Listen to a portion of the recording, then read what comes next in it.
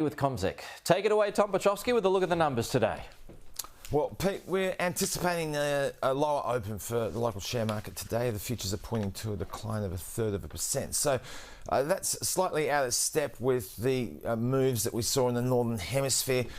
We saw the residue of Friday's weaker than expected employment report continue to make an impact around the world, really, but particularly on Wall Street. Those weaker employment figures have seen long and short-term interest rates dive lower on the belief that the US Fed is going to be cutting interest rates in the medium term with more conviction.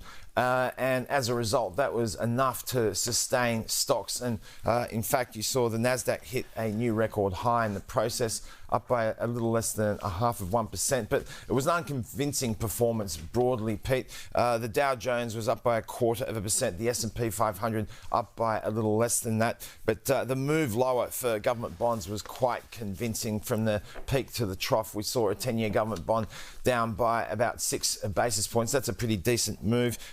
Elsewhere, European markets held up, even though a confidence vote was voted on in the French Parliament last night, ousting the French Prime Minister. But nonetheless, we saw European interest rates move lower off the back of those US moves, and that was enough to sustain stocks. So the German market was up 0.9%, the French market up by around 0.75%. Today, we will be looking at the futures, as I said, pointing to that lower open, but there'll be the NABS survey of business conditions and confidence to look at. We've had gold prices hit new record highs overnight, so that should be helpful for the gold miners, and oil prices up by around 0.75%. Okay. The Aussie dollar is trading just short, Pete, of 66 US cents. Thank you, Tom.